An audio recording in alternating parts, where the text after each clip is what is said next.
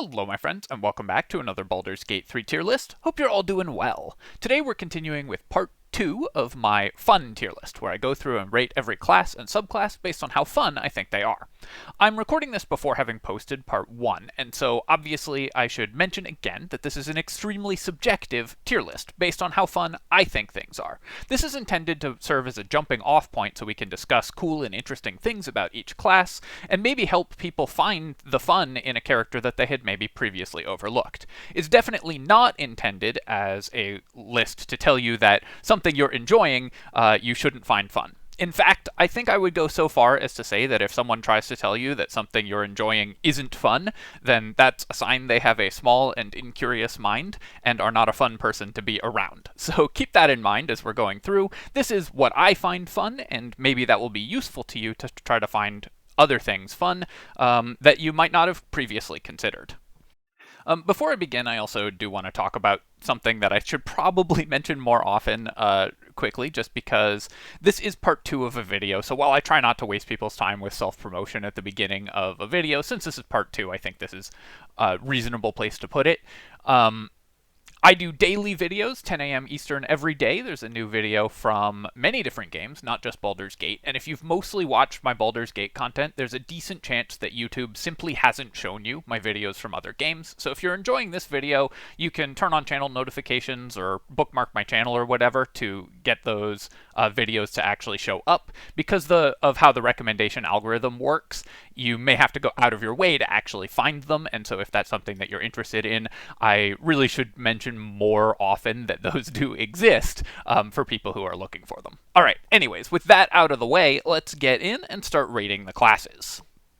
We'll start with Fighter. So Fighter, much like Barbarian, as I mentioned in the previous video, is at first glance a very simple class, but is helped a lot by some of the changes that Larian made both to the core systems and to additional abilities that characters get. The ability to bonus action jump and bonus action shove makes melee classes in Baldur's Gate much more dynamic, in my opinion, than their tabletop counterparts, and the short rest weapon actions give you some cool utility that melee classes in base 5th edition lack. I think that those are really cool design decisions, and I really hope they roll them into the upcoming D&D update, because I think that that really adds some dynamism to combat that is sometimes lacking in base tabletop. For that reason, fighters often get a lot of decisions on their turn, even though at core what they're built to do is just swing a weapon really hard, and that means that you can change your playstyle significantly based on shoving, based on jumping, based on repositioning, and be a much more dynamic and mobile combatant. I think that that lends itself to a more fun playstyle than you might expect at first when you play a fighter. And of course, just the ability to put up big numbers is always very satisfying, and fighters do that very well. Deciding when to use Action Surge and on what is an interesting strategic dynamic, and always worth considering, held back somewhat by the fact that if most of the time you're building fighter to just go Nova on the first turn of combat and lay out as many attacks as possible, so your strategic decision of when to use Action Surge, the answer is almost always turn 1 of every combat, and then you short rest after that combat.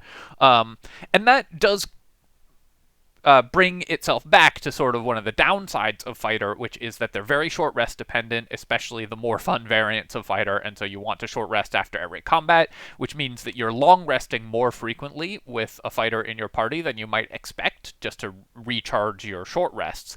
And I find that that does sort of decrease the longevity of the adventuring day, which is something that I enjoy, is being able to actually do a whole dungeon in one shot. Having your fighter be out of resources can make that a little more difficult, because you only get 3 action surges per day, and it's so core to the character's playstyle. Fighter also is one of the most flexible classes in terms of how you build it. It's the most flexible martial class in terms of how you build it, being capable of any martial playstyle. You can do one-handed weapon duelist, you can do one-handed weapon and shield, you can do two-handed weapons, you can do two weapons in one weapon in each hand. You can do archery. All of those are viable with fighter, so there's a lot of different ways to build the character, and you can even switch it up in combat and build fighters who are meant to fill two or more of those roles, depending on what you need in a combat. Especially dexterity-based fighters are very flexible, both presumably literally and also figuratively in terms of their mechanical role, because they can switch between ranged and melee very easily. And melee fighters can also often switch between... Strength-based fighters can also often switch between ranged and melee pretty easily because of how powerful thrown weapons are in Baldur's Gate. We'll start by talking about Battlemaster Fighter, which is my favorite in terms of fun of the 3 fighter variants. Battlemasters get the maneuvers, which are both extremely powerful and extremely cool. I guess to talk about maneuvers, I want to give a little bit of history for Dungeons & Dragons, because Battlemaster is kind of an effort to recapture the feeling of combat maneuvers from older editions of Dungeons & Dragons that they stripped out of the core systems of 5th edition. In 3rd edition Dungeons & Dragons, any character on any turn of combat could do a lot of the Battlemaster maneuvers just by default. You could always try to trip an enemy, disarm an enemy, grapple an enemy, bull rush an enemy, pin an enemy to the ground. Those were all things that were available to any character. You could build characters that were better at them and were intended to use those special combat maneuvers, but the dynamism of combat where you could do things that wasn't just swinging a weapon, is something that they kind of removed from 5th edition when they simplified the mechanics. And Battlemaster is, in my opinion, as a design, an attempt to bring back that flexibility for combat. At this, it does quite well. You get a lot of different maneuvers, and the maneuvers are cool, fun, flavorful to use, and very, very powerful, especially the way they're implemented in Baldur's Gate, with the save DCs being based on strength or dex, and whichever is higher. So that helps a lot in terms of the use of the Battlemaster maneuvers. The downside is that the Battlemaster maneuvers are not very well balanced with one another. And so there's basically like 3 or 4 that are just auto takes and a bunch that are kind of useless. And so your Battlemasters will almost always end up using the same few maneuvers over and over again. The issue there is that every Battlemaster fighter, in my opinion, plays out pretty similarly. But the cool thing about Battlemaster is also that with 3 levels of it, you can add it to just about any other build and give them the flexibility, the combat flexibility of the maneuvers with any other build as well. So monoclass Battlemasters, I think, will often play out quite similarly to one another. But the fact that you can add the Battlemaster options to any character very easily with 3 levels of fighter, and that's just an excellent addition to just about any build, I think makes it a really cool, flavorful, and fun class. It works very well for just about any default fighter, giving you the option to do different things in combat, and that is something that fighters really want to be able to do. So Battlemasters, I think, succeed very well at that, and despite the slight balance issues, I'm going to place them in S tier. Champion Fighter. So, Champion Fighter is, well, it exists. To talk about Champion Fighter, I'm going to once again go back to the well of D&D history, one of my favorite things. So, in 3rd edition, and 3.5, and in earlier editions as well, different weapons had different critical hit chances and different critical hit multipliers. That gave different weapons a niche, even if they might have numerically smaller damage values. For example, a dagger only did 1d4 of damage, so a small amount of damage, but critically hit on a 19 or a 20, so you were more likely to get a critical hit with a dagger. A rapier did 1d6 of damage, so less damage than a longsword, but critically hit on an 18 to 20, so you were more able to build critical hit chance with different types of weapons. That gave those weapons a niche that you wouldn't otherwise have. And also, weapons did different amounts of damage when they critically hit. So a scythe would critical hit only on a 20, but when you got a critical hit with a scythe, it gave you ×4 damage, which obviously feels incredible. When you finally roll that natural 20 on your Scythe critical build and get to do 300 damage with a single swing, it's awesome. And you can picture your character just removing an orc's head in a single blow or whatever. Champion Fighter is an attempt, I think, to recreate that feeling, similar to how Battle Master is an attempt to recreate the dynamism of 3.5 combat without the complexity. And I understand why they got rid of the multiple critical threat ranges, why they got rid of the multiple critical threat multipliers. Is very confusing, and it does sort of detract from the feeling of you want a natural 20 to feel special, but Champion Fighter exists to try to pull that feeling back into 5th edition. Unfortunately, it doesn't do a very good job. It's a subclass that only has numerical abilities, just like small numerical bonuses, and those numerical bonuses are not impactful. Champion Fighter's additional critical threat range, which is its main feature that you get at level 3, works out in Baldur's Gate to like 1 additional average damage per attack on a build that's optimized to use it, which for an entire subclass feature is pretty sad, and you'll almost always do more damage even on critical hit optimized builds by playing Battle Master instead and multiplying the extra damage dice that you get from the Battle Master maneuvers slightly less often, but you just get more damage. I've done the math in various videos, but in general, Champion Fighter's a trap. It looks like it's going to be good for critical hit builds, but it's actually less damage than any other fighter class would be. The one use case for Champion Fighter is on builds that do something else with critical hits, like Mortal Reminder builds or something like that.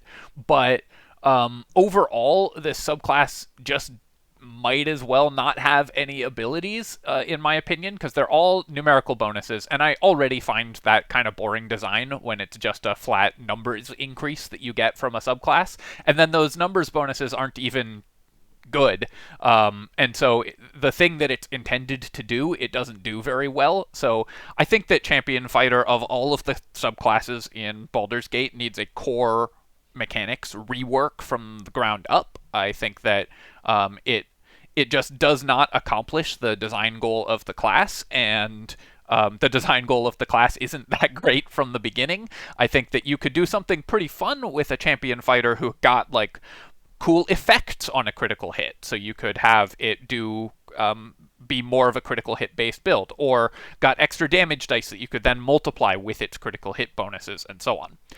Yes, it is fun to stack critical hits to the point where you're critical hitting on a 12, but that's mostly gear, not from Champion Fighter, and that's a very niche build anyways, and not as powerful as critically hitting for more damage on a 13. And so I'm just going to rate Champion Fighter C tier. In my opinion, this class just needs the subclass just needs a rework. You can still play it just as a fighter. It's the base fighter mechanics are fun and the base game mechanics are fun, but as a subclass, I don't think Champion Fighter succeeds in its goals at all. For me, at least. Eldritch Knight. So, one thing I should also mention is that you might be a little confused by these icons. In-game, when you're in the character screen, the Eldritch Knight and Battle Master icons are swapped. In the level up screen, the flag is the Battle Master and the flame is the Eldritch Knight, but in the character sheet, the flag is the Eldritch Knight and the flame is the Battle Master. I'm assuming that the flag is supposed to be the Battle Master and the flame's supposed to be the Eldritch Knight, so I'm going to go with that. But if you were wondering why those might seem swapped, then that's why. Anyways, Eldritch Knights are a class that has a core playstyle for how it's sort of actually used, and a core playstyle for how it's intended to be used, and those are kind of very different things. In practice, in Baldur's Gate, Eldritch Knight ends up being a thrown weapon fighter using Tavern Brawler, which has all of the balance issues that Tavern Brawler introduces to the game from the beginning. With the sort of added issue with Eldritch Knight that it wants to be a Gish character, a character that uses both spells and weapon attacks, but doesn't do that properly. You will almost always be better off just attacking with a weapon than ever casting an offensive spell with Eldritch Knight, and so it's like War Magic class feature basically might as well not exist. A lot of the spells that you get, you just want to swap out for different spells using your swapping things out feature, because you get evocation spells on Eldritch Knight, which it mostly can't use because you won't have the save DCs to make those work. So unfortunately, the intended playstyle of Eldritch Knight doesn't really function, but there are two great ways to play Eldritch Knight that exist in the game. One is as a thrown weapon fighter, where it is incredibly solid, reliable, some of the best damage in the game, easily like a top 5 build in the game, and my personal pick for the single best build for Honor Mode, because it's so reliable and so safe and so just absolutely free to just consistently do damage with the Eldritch Knight. It comes online very early and whatever, so from a power level standpoint, it's incredibly strong. Unfortunately, that power level comes at the cost of being kind of boring, because you're going to do exactly the same thing every turn of combat. You can also play it as just a melee fighter that uses the shield spell and long strider to get your utility spells on a fighter. That is fun, because fighters are fun, but not as fun as you would like from Eldritch Knight, in my opinion, because it doesn't quite hit the feeling of being an actually spellcasting fighter. You're really just a fighter that has higher AC because you have the shield spell and can jump further because you have enhanced leap. If you want to play sort of Lae'zel as like a psionic Gith using her natural Githyanki psionics to enhance her physical abilities and flavor it that way, then Eldritch Knight is pretty cool for that, and I think that build makes a lot of sense from a flavor and mechanics standpoint. It works. Her having shield and enhanced leap and long strider makes perfect sense alongside the misty step and enhanced leap that Githyanki get from their natural psionics. So from that perspective, I think that Eldritch Knight is an awesome flavor win for a Lae'zel build. But from a mechanics standpoint, it doesn't do that much other than add numerical bonuses to your fighter build. It's still fun and good to play in that sense, but you're not going to be making a lot of decisions. You'll just be shielding important attacks if you really want to avoid an attack. And if you're playing it as the thrown weapon fighter, then you're sort of breaking the game because of the balance issues with Tavern Brawler, which just makes the game, in my opinion, too easy because you can no longer miss attacks, thanks to Tavern Brawler being a broken feat. And also have all the frustrations of the interface issues and the fact that it doesn't work in the final boss fight and so on of thrown weapons in general in Baldur's Gate.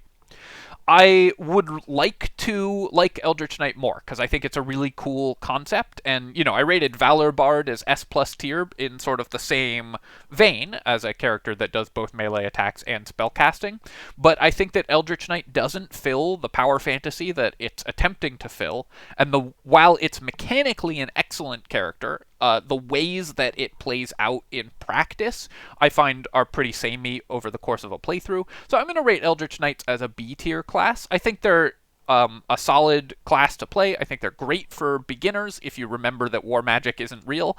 And I think that they are one of the best possible builds to just cruise to an honor mode victory. But I find that the play style ends up not being strategic in actual play. You just make the same action over and over again, usually throw Nirolna over and over again. And so for me, I think that they just aren't that fun or satisfying to play in practice. Still, obviously, fighter mechanics are fun, and Eldritch Knights are very, very good at being fighters, so B tier is where I believe they fall. Monks.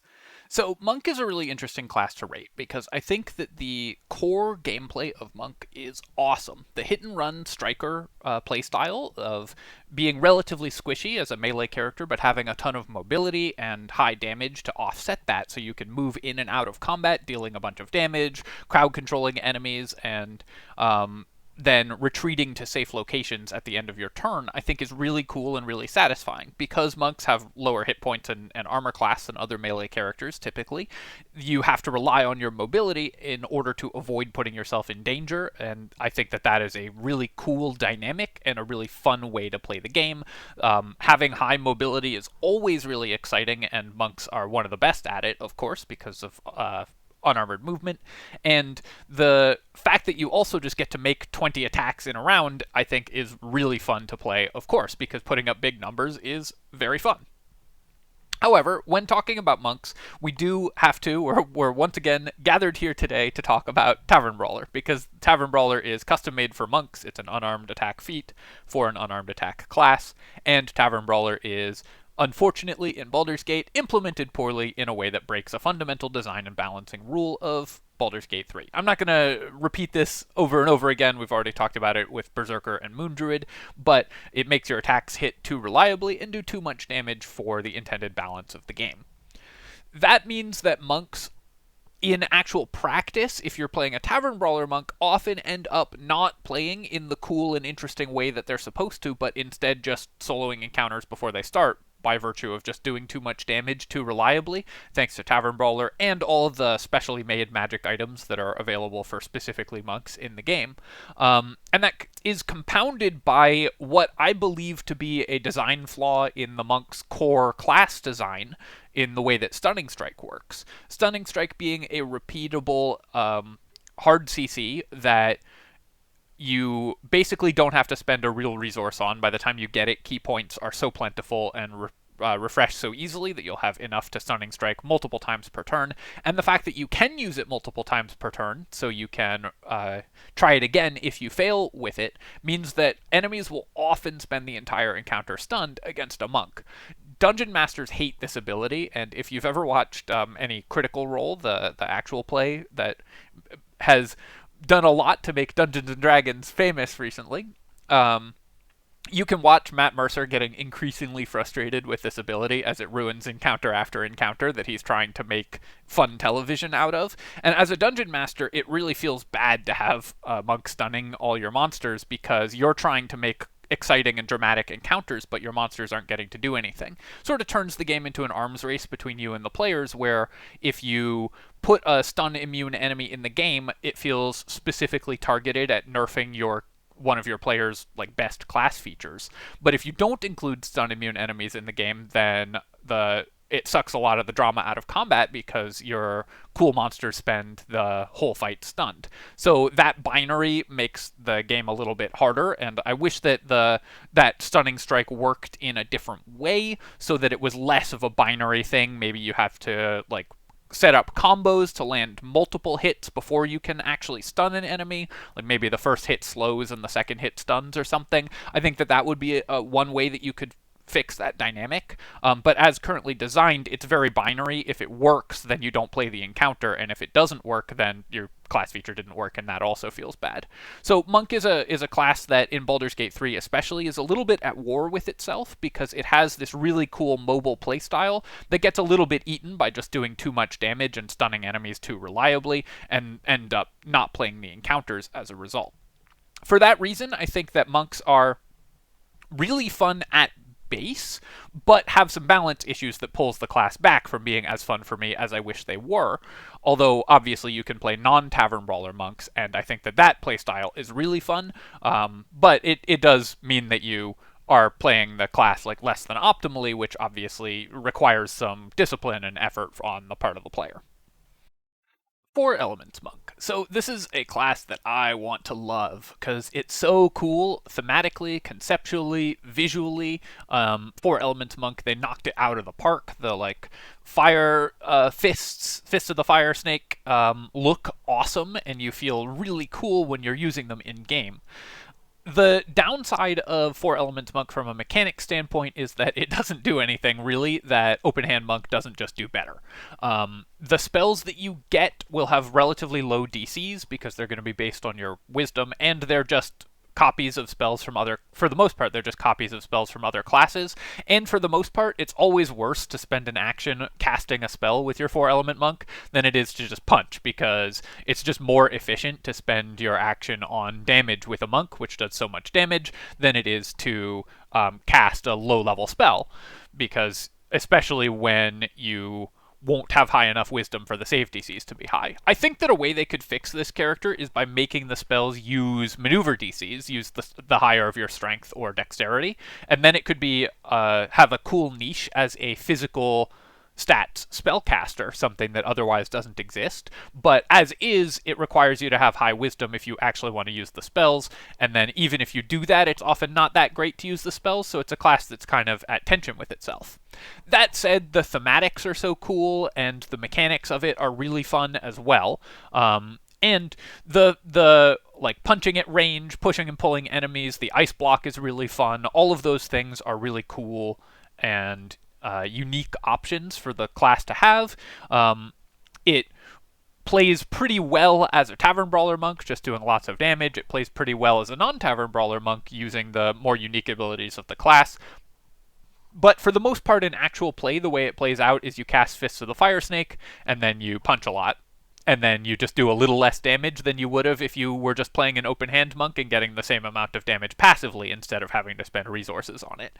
For that reason, I think that 4 Elements monk is a little bit of a missed opportunity as a class. It's so close to being awesome, and it's got a lot of stuff that is really really neat and unique and visually extremely satisfying, but from a mechanic standpoint, it ends up mostly just having like numerical damage boosts, and those numerical damage boosts just aren't as high as the passive numerical damage boosts from Open Hand Monk. So I'm going to rate 4 Elements Monk as a B tier class because I think there's a lot that's really cool about it, but in practice you end up just using Fists of the Fire Snake and punching, and that to me is falling short of the potential of the class, which I think is really high. Open Hand Monk. So Open Hand Monk is where a lot of the balance issues with Monk really come to the front, because it just adds a lot of passive damage to monks. You don't have to spend resources on the extra damage you get at level 6 or on the AoE damage you get at level 9. But Open Hand Monk has a lot of things that are going for it. For one, obviously, just the sheer numerical values are really satisfying. Being able to put up that much damage is awesome. It also plays pretty well with multi-classes because the additional damage that you get from it and the special flurries are really cool. It's one of the better characters to use as a multi-class for a monk. And the special flurries themselves are really fun and satisfying, and I think in general are better designed than Stunning Strike, because like tripping an enemy or shoving them are more interesting and tactical options than just stunning an enemy, and it feels really good when you can use those in a way that is equivalent to a stun, because you did something clever rather than just having the game sort of hand the stun to you. So I think that Open Hand Monk's actual abilities are really cool and really fun. The problem is just that they do too much damage, and that problem can be mitigated by not playing a Tavern Brawler Open Hand Monk, although obviously if you just want really high damage, that is definitely the way to do it.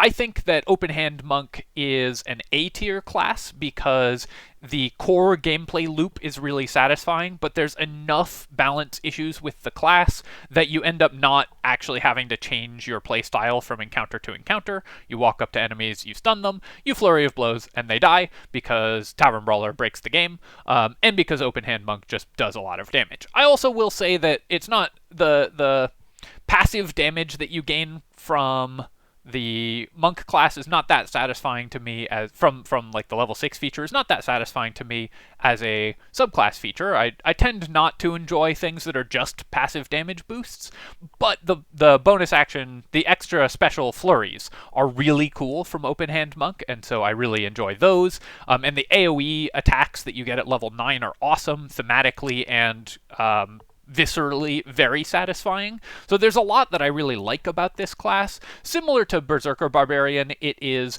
so close to being one of my favorite classes, but gets pulled back a bit because the way that you typically will see it played, or the way that you will often want to play it, means that you will not be making decisions in combat thanks to the extreme damage that it outputs. Shadow Monk. So Shadow Monk is my favorite of the 3 monks. I'm going to say that right off the front because conceptually and thematically it's so awesome, and bonus action, like free teleports, are super fun to use. Jumping from shadow to shadow is incredibly cool and satisfying. You get to feel exactly as cool as you want to when you're playing a monk, and you get to do all kinds of awesome tactical things with positioning abilities and really interesting abilities that Shadow Monk gives you. It's my favorite tabletop monk class, and one of my favorite classes in tabletop, because you get to do all kinds of really awesome stuff as a result of playing monk. In Baldur's Gate 3, some of the cool stuff that you you can do in tabletop doesn't exist because, for example, you can't go out at night. In Baldur's Gate, you don't get to control what time it is, so you will often not have like shadows to work with that you would be able to set up your planning if you were playing a tabletop campaign to make sure that there's shadows. And also, at the point where you get this class's coolest ability is right about when you're about to enter Act 2, where you are forced by the game to light the area around you. And I think that that is a real shame, because this class's coolest ability comes online right when you, as the player, are forced to turn it off in combat, and that's a real feels bad moment. The Shadow Monk also doesn't get some of the other, like, really awesome things that you can do in tabletop because there are no ceilings. One thing that you can do in a tabletop campaign is like teleport up to the shadowy vaults of the rafters and hang from the ceiling waiting to drop on an unsuspecting foe. That kind of thing doesn't exist in Baldur's Gate because there's not really like real verticality in the game. There are a bunch of encounters where you can teleport up to the rafters, but often those are lit because of the way that light sources are placed. But going around extinguishing light sources and then being able to teleport around an encounter is so awesome. I will say that there are some interface issues with this class as well, because the lighting sources in Baldur's Gate are inconsistent and glitchy, and an area that looks like it should be unlit will often be lit, and an area that was unlit last turn, even though the light sources haven't moved, in a subsequent turn might be lit for no reason at all, just because there's some bugs with the lighting engine that make Shadow Monk a little less reliable than I'd like. But the core gameplay of Shadow Monk is just so satisfying, just like bamfing around through the shadows and punching things, ambushing enemies that you've lured off into the dark alone, stunning them and taking them out silently so their buddies never notice, is really fun. Playing a stealth-based monk is core like power fantasy for a monk, I think, and Shadow Monk does a great job of implementing that. Even despite the glitches, even despite the balance issues with Tavern Brawler, I'm going to place Shadow Monk in S tier, not quite in S plus tier, just because of the issues with the lighting engine making it not as reliable, and that is frustrating, and the existence of Act 2 turning off its core ability. But the things that you get to do when you play a Shadow Monk are still just so much fun that it's an S tier class for me for sure. Paladins. So Paladin is the alpha striking damage class. They're a little bit of a one-trick pony, but what they do is they hit really, really hard, and you can obliterate enemies with damage before they get to act. That, I think, is very satisfying because of the way that it's implemented. It costs you a real resource, so there's a real decision to make as to how and whether you're going to smite, and there's an element of chance to it because smite criticals are so powerful, it just feels really good when you get that smite critical. So even though it's focused all in on the like exciting feeling of getting a massive amount of damage, which I have said isn't something that I prioritize super highly, I think that Paladin does such an excellent job of evoking that feeling and making you work for it a little, that it is really fun and satisfying to play. Paladin also gets a bunch of support abilities and gets the ability to actually cast some spells, so you do get to make some decisions. It's not like all you're doing is smiting every turn of combat, though that is most of what you're doing. But also you get to support your allies. Your positioning matters a lot because of your auras, so that is pretty helpful as well. And the fact that you have the spell access means that there are a bunch of interesting decisions. Also, like every other martial character, you can do the bonus action jumps and shoves, which are pretty fun to use as well. The downsides of Paladins are sort of twofold in terms of how fun they are. One, they are entirely focused around smites, so you're not going to be doing anything different at level 12 as you were at level 1, or level 2, I guess. You're going to be smiting with your highest level spell slot for as much damage as possible. And two is the way that oaths were implemented in Baldur's Gate, because you don't get to find out that you're about to break your oath until after you've broken it, which I think was kind of a miss in terms of how they were implemented. I will say I love that oaths were implemented in the game, that there's like a restriction on how you play your character. I think is really cool and dynamic and fun as you play through the game. But I think that it's missing some of the emotional impact that it should have, because it so often comes as a surprise when you break your oath. When you hit a dialogue option and then just have your oath broken and you go, oh, whoops, guess I shouldn't have done that. That's kind of a miss to what should be a climactic moment for that character. A paladin should know when they're about to break their oath, and that should be a decision with weight and moment and import for that character. It should be the climax of that character's story arc when their dedicated oath runs into a moral quandary so difficult that they have to break this magical pact that they've devoted their entire life to sustaining, this ideology that they hold so closely to themselves, because of an overwhelming moral imperative that they've run up into, is a fascinating story. And one of the cool things about Paladins as a concept is that moment. And I think a lot of Paladins in tabletop are going to have that as the climax of their story arc. Whereas in Baldur's Gate, it often feels like, whoops, better reload. And I think that is not a great way for that to have been implemented in the sense of creating actually dramatic and impactful story beats for your character. Sometimes you can guess in advance that it's going to break your oath, but I think that there are a couple ways to go about this, making it less of a, like, this can happen accidentally because you accidentally misclicked on the wrong NPC, or because you accidentally selected the wrong dialogue option, or misinterpreted the way the dialogue option was written as being in keeping with your oath when the developers thought that it wasn't.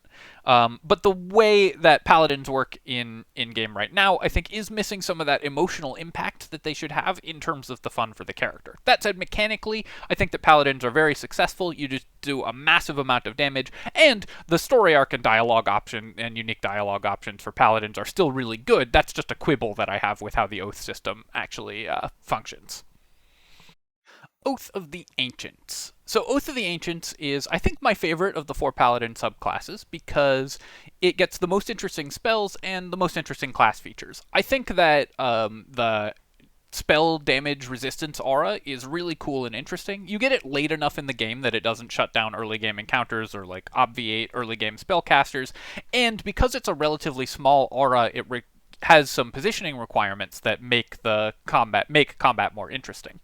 Paladin auras are cool for that reason because you have to build your party comp around them and position your characters in combat around maximizing your auras, and I think that leads to strategic considerations in what otherwise is a very straightforward class where you just run up and whack things. Ancient Paladins get that more so because of the spell resistance aura and because of the cool spells that they get. Having plant growth, having Misty Step, and so on a Paladin, and the Healing Radiance ability as well, gives you a bunch of tactical supporting options that makes you more than just a pure damage-based class in a way that I find quite satisfying.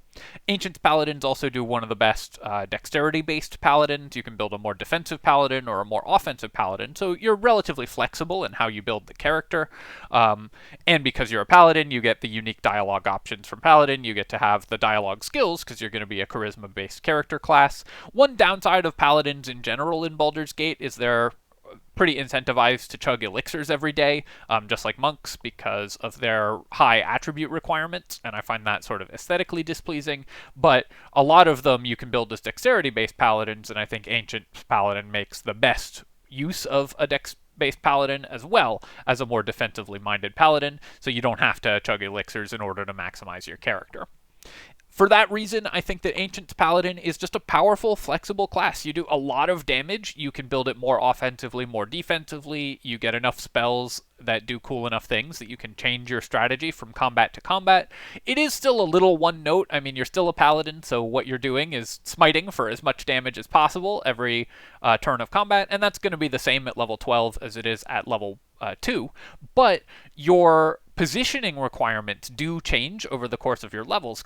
As you get access to the auras, you're going to have to change your strategy over the course of the game. I'm going to say that Ancient Paladin, for me, is an S-tier character, just really fun to play, very satisfying to work with, but a little bit one note for my taste in terms of just mostly being damage focused. That's just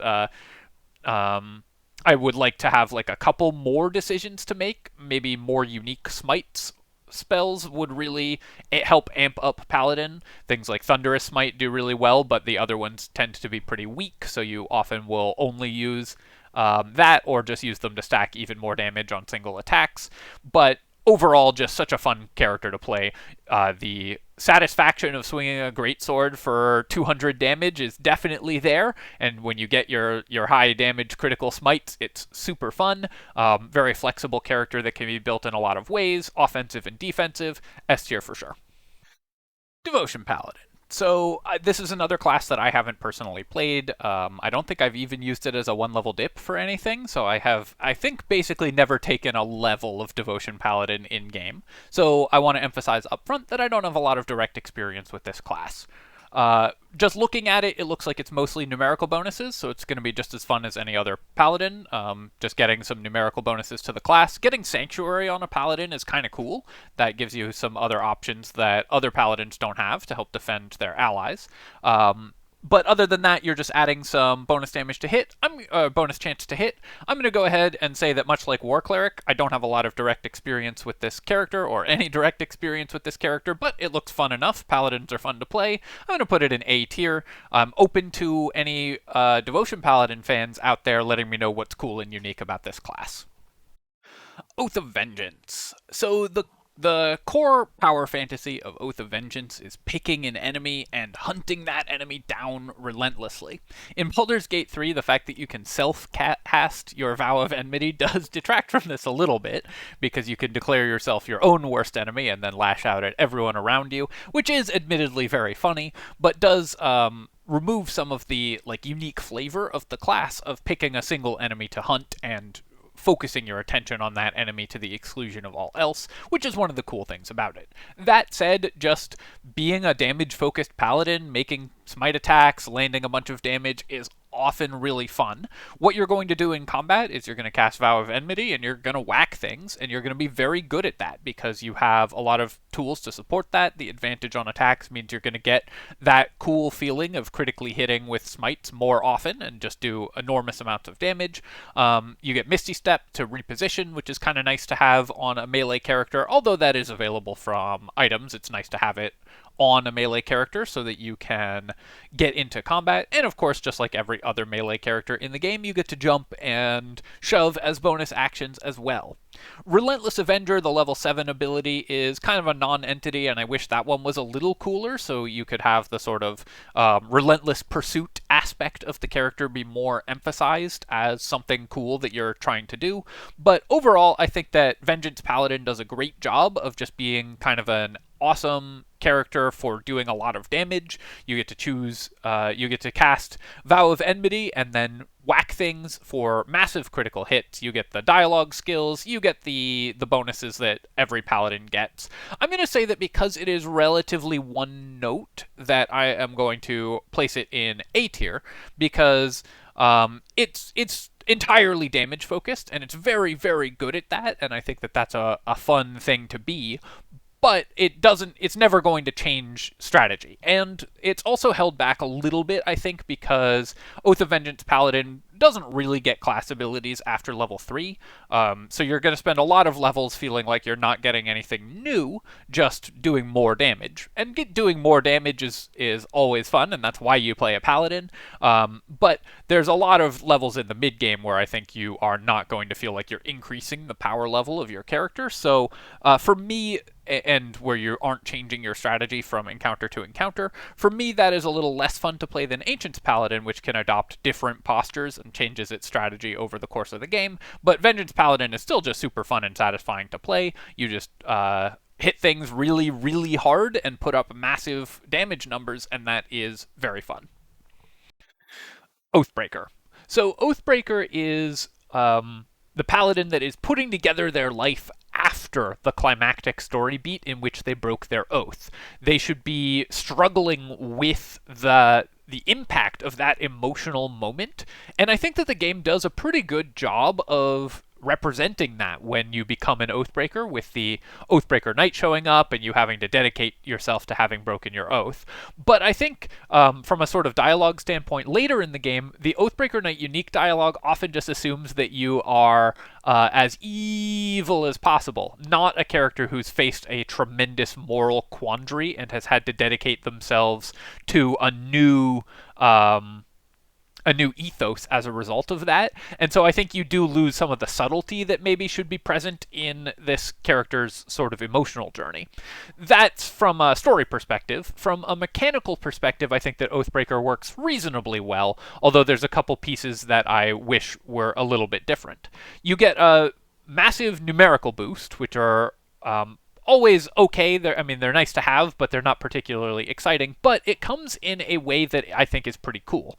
Aura of Hate gives you additional damage equal to your charisma, and the ability to convert a stat that normally doesn't do something into doing that thing is, from a mechanical standpoint, always really interesting. This means you can get like twice your charisma to damage from Pact of the Blade Warlock and Oathbreaker Paladin, and that I think is pretty cool. You can build a more charisma-focused Paladin to really maximize your aura while having decent damage still. And so I think that gives you actually a lot more flexibility from a build standpoint than it at first looks like, especially because Paladin by default is not a very flexible class in terms of builds, but Oathbreaker gives you a lot of multi-classing options that Paladin often doesn't have, or at least makes them more interesting for a lot of ways that you can build Paladins. Oathbreaker also gets Control Undead, which is really fun. You just get to build a posse of undead that follow you around, and the Aura of Hate can buff those undead up, although there is some tension with the ability to cast Animate Dead, which Oathbreaker Knight gets as an Oath spell, because the Animate Dead summons, the most common ways to summon undead, don't work with Aura of Hate, which is a weird oversight in terms of internal consistency that I think really makes this class play out in a frustrating way when you first experience it, because you're like, okay, I've got this aura that affects undead, but then none of the undead you can summon have melee weapons, and so the thing that the class pushes you towards doing from a design sense doesn't work, and that as a player can be pretty frustrating. It still works with the controlled undead that you can collect as you go through the game, and so there are definitely still ways to build this as a sort of more summon-focused, aura-focused paladin, but mostly you're using Oathbreaker for the mechanical and numerical benefit of Aura of Hate, giving you additional damage. I think that Oathbreaker Knight, again, is just like all Paladins, is really fun to play. Gives you a bunch of additional smite damage, gives you extra damage on every attack, which when you're playing a damage-focused class, just getting more damage is always good. I'm going to go ahead and say that it is also an A-tier class because of what it mostly gets is a numerical boost, but that supports the playstyle that you're trying to go for when you're playing an Oathbreaker Paladin in the first place, and it does that quite well. Ranger. So Ranger at core is a damage class, but it's also extremely tanky, and in fact is deceptively one of the tankiest classes in the entire game.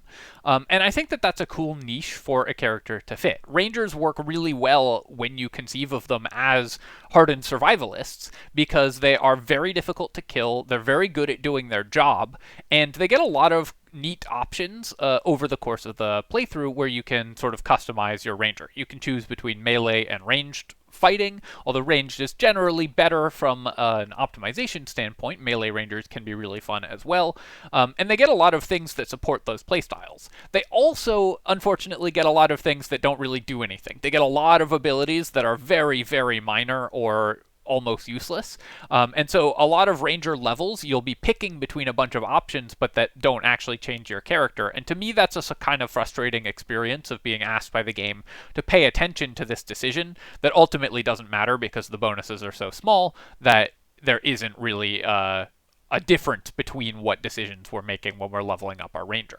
Rangers also do have the issue of being very backloaded in Baldur's Gate because they get their capstone abilities at level 11 and often are not improving that much in power level up to that point, so there's often dead levels in the middle of a ranger build where you feel like you're not progressing, and to me that's less satisfying, but those level 11 capstones are awesome, and the core playstyle of ranger of being a tanky, nearly impossible to kill survivalist character that outputs great damage, has cool things that you can do with its various spell selections, multi-classes really well into other builds, giving you a bunch of additional damage options and additional choices, and of course Beastmaster Ranger, which I'll talk about in a second, has a bunch of extra cool stuff going on. plays out really well in practice, even though the actual like character building for Rangers I think isn't that exciting because you aren't making that many decisions. Overall, I think that Ranger is a great core for a class, but I do think that you want something from the subclass to really make it more specialized in order for Rangers as a class to shine, because the core of the class is somewhat basic. It doesn't have a lot of unique powers, and so you're sort of hoping for the subclasses to really make that work, and some of them do, and I think some of them don't. So Ranger overall is a great base for a class, but it depends on the subclass to build it up into a character that's really fun to play. Beastmaster Ranger does this perfectly. Beastmaster is a really interesting character from a sort of historical standpoint, because when it was released in base 5th edition, it was terrible. It was terribly designed, and it was so badly designed, in fact, that the designers at Wizards of the Coast re-released it in a new form, and then they weren't happy with that form, and they re-released it in a third total rework of the class in various supplementary materials. So Beastmaster Ranger has been reworked a few times, and then in Baldur's Gate it actually works differently than it does in tabletop because of what beasts are available and what powers they get. That's because Beastmaster is such an iconic and unique concept that works so well in tabletop when you can get it to be fun and interesting to play. And Baldur's Gate, in my opinion, has done a phenomenal job of translating Beastmaster Ranger to the game. The beasts feel impactful, they feel useful, they feel like they're growing in power level along with you. They have unique abilities that really make them play out quite differently from one another, and which beast you use in which combat is a really cool decision that you get to make over the course of the playthrough. How you play your character is going to change significantly depending on which beast you've summoned and what level you are, because they constantly get new and cool abilities as you level up. The beasts also are a little vulnerable in combat, which means that you and the beast have to sort of work together to trade off aggro, which makes for really interesting strategic decisions and positioning decisions. And they're very effective if you can use them well. I think that Beastmaster Ranger, again, like Wildheart Barbarian, hits the exactly perfect balance level for the game, where things can go wrong, your beast can die, and that feels bad. It feels like emotionally bad, which is something you want to add tension to combat. But when things go right, you feel really smart, you feel really clever, and you feel really effective because the way that your character works together with the summon, which summon you choose, and so on are really cool. I will say that one thing that the way it's implemented doesn't quite capture is the feeling of having an actual bond with like your actual animal companion, because you can swap them out between encounters because they don't have names. They don't feel like a pet. They don't feel like an animal companion, which is kind of the part of the fantasy of playing a Beastmaster Ranger, is exploring the bond between you and your best friend, the animal that you have bonded with, raised from a cub or whatever. And so we are missing a little bit of some of the flavor that you get from the tabletop version of this class in Baldur's Gate. But from a mechanic standpoint, I think this class is superb. It has done... the balance level is perfect, the progression is perfect, and you get to be both a competent fighter, whether melee or ranged, as well as do really cool and interesting things with the beast, all of which change at level after level as you level up. And so I think that Beastmaster Ranger is absolutely an S+ class in terms of fun. It is... hits exactly the right balance notes, hits exactly the notes in terms of what you want a character to be doing. As you level up, you gain more power, and you make a lot of interesting decisions every turn and every different combat. Well-designed class. I can't say enough good things about this class, and if you are looking for a martial character, and like if you like me, normally prefer spellcasters and want to play a martial character, Beastmaster Ranger is one of the best ones for that purpose as well. Gloomstalker. So Gloomstalker, I think, is a funny class for me to rate, because I love Gloomstalker Ranger. It's a build I go back to again and again. But from a like design standpoint, I don't think it's that successful because it's all numerical bonuses. But I think that the way that the numerical bonuses actually play out in practice makes for a really fun and interesting character. You get additional initiative, and going first is just kind of fun. And you get an extra attack at the beginning of combat, which means that you have some of the best burst damage in the game. You can do a lot of really interesting builds with various level splits of Gloomstalker, Ranger, and other characters. And while as an archer, Gloomstalker I think tends to be a little bit one note. You just fire 2 arrows and the enemies die. You just abuse Sharpshooter. As a melee character, Gloomstalker's really fun because getting to be the sort of charging whirlwind of destruction in melee, opening your round with multiple attacks, I think is really awesome. So both as an archer and as a melee character, Gloomstalker has offers some numerical bonuses, which I think really let those playstyles shine in the way that you wanted them to work. And so even though it's only passive numerical bonuses that you're getting from this character, I think those are well designed and well placed enough that it really does have the impact that you want it to have on your build. The downside of Gloomstalker is that after level 3, you don't really get anything up until level, 11. I mean, you get Misty Step, which is pretty nice, and extra attack, obviously, but all martial characters get that. And then you get Iron Mind, which is very powerful, but not very exciting. Having proficiency in wisdom and intelligence saves is obviously extremely strong from a mechanic standpoint, but you're not gonna lie awake at night thinking about how excited you are to get that ability. At level 11, you get to reroll missed attacks, which similarly is really powerful mechanically, and is an awesome capstone ability from a mechanic standpoint, but again, doesn't feel that exciting in practice. Rerolling missed attacks is not something that you are ever going to shout to the rooftops about, because it is just well, I should have hit that in the first place anyways. The feeling is less exciting than making another attack, because making a whole extra attack like you do at level 3 is always really fun. That said, Gloomstalker Ranger's core playstyle I think is so fun that I'm not going to ding it too heavily for that, but it doesn't really get more fun over the course of the levels. So I'm going to say that it is an A tier character where you get to do a lot of really fun stuff at the beginning, and it's not it doesn't have massive balance issues, although I think it is a little bit on the strong side. But then you don't get to get that much that's exciting over the rest of the levels. So if you are enjoying Gloomstalker Ranger, you're going to be very happy to play it all the way through, but it's not going to change over the course of the game. Hunter Ranger. So Hunter Ranger gets a small numerical bonus, just a passive numerical bonus at level 3, gets basically no ability with its second subclass ability, is pretty much useless, and then gets one of the most powerful abilities in the entire game at level 11. That means that it's extremely backloaded and has a lot of dead levels, because combined with Ranger getting pretty minor abilities as you level up, and Hunter Ranger not really having real abilities until level 11, you end up with a character that it doesn't gain a lot over the course of its levels. So while it is the core of Ranger's gameplay is fun, Hunter Ranger doesn't add a lot until you hit the capstone ability at level 11. In fact, a Hunter Ranger at level 5 and a Hunter Ranger at level 10 are almost exactly equivalent, both in mechanics and in actual power level. They've gained almost nothing that changes the character. You've gotten +1 dexterity from your feet, and you've gotten 1 extra damage resistance, and that's the only mechanically relevant additions that have been made over the course of the 5 levels from level 5 to level 10, and I think that's a real shame. I think that characters should evolve as you level them up, and Hunter Ranger misses on that for me.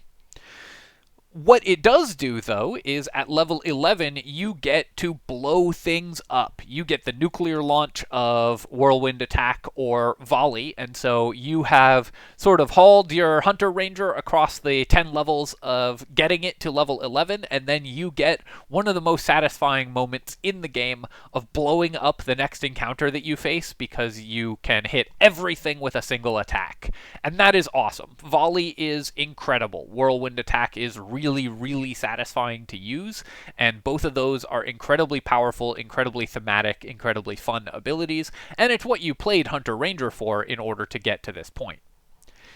Then comes the come down, where you look up from the carnage and realize that all you're going to do for the next 30 hours of gameplay is hit the volley button over and over again, because it's so powerful that it just completely solves encounters on its own. And so after the first half hour of glee at obliterating everything with volley, and it makes a really satisfying noise, great animation, everything explodes into ice or whatever, depending on what you're doing. You sort of go, is that it? Am I just doing this for the rest of the game? And the answer kind of is yes. So I think that Hunter Ranger kind of misses from both of those standpoints. Its capstone is too good and eats the rest of the character's playstyle. And you don't get anything up to the capstone. And so for me, this character is pretty unsatisfying to play from over the course of the 12 levels. It also doesn't really work as a multi-class because anything that you could get from Hunter Ranger, you can get better from Gloomstalker Ranger. The numbers are just better. And so the additional damage that you might get from Hunter Ranger in sort of a multi-class is just not a very flexible class. Overall, I was torn as to whether to say that that's a huge design problem with the character and put it in C tier, or just say that it's kind of not for me and put it in B tier. And I think I'm going to put it in B tier because the moment when you get to volley for the first time and everything that you've been working towards with this character comes together in just an orgy of destruction is awesome. I mean, that moment feels really, really good and works really well, and it is worth the build-up to get to that point, or worth just respecking in the end game to get to experience that. But then that does sort of become the only thing that you do for the rest of the game, and there's probably a lot of game to play after you've hit level 11, and so that is less exciting than I would want it to be. I will say that I haven't experimented that much with melee Hunter Rangers, and so I think that Whirlwind Attack in the late game, because it requires actual positioning, is probably way more fun than Volley. Less powerful, but probably way more fun. And so I'm definitely open to the idea that a melee version of a Hunter Ranger would fall much higher on this tier list. It's less optimal, but I think that like using Whirlwind Attack is probably much more fun than using Volley, just not something that I've spent a lot of time experimenting with in the late game. Overall, I think that Hunter Ranger probably just needs a rework of its mid-level, of its level 3 and level 7 abilities. I think that they are both not exciting and not impactful enough and need to be buffed in terms of power level. And then I think that the capstone ability is fine as is. Yes, it's too powerful, but you know, it's nice that there are things that are too powerful in the game because sometimes that's just what you want. Alright, my friends, we're once again over an hour, so I am going to make the cut here on this tier list, but as always, I hope you've enjoyed this video. One thing that I think is really fun about this so far is that every class has at least one subclass in S tier or higher. I honestly wasn't necessarily expecting that when I went into making these videos, but I expect that trend will continue as we go through, and I think that speaks to the strength of design in Dungeons & Dragons and the strength of implementation in Baldur's Gate, that every class has really fun options, even if you don't like playing the really overpowered options, and then even more fun options if the overpowered options are something that appeals to you. As always, of course, if you've enjoyed the video, then definitely feel free to leave a comment and like the video. Both of those things help me out a ton with the algorithm. And of course, you can subscribe to my channel for part 3 of this tier list and other strategy game analysis as we move forward. Thank you so much, as always, for watching, my friends, and I'll catch you next time.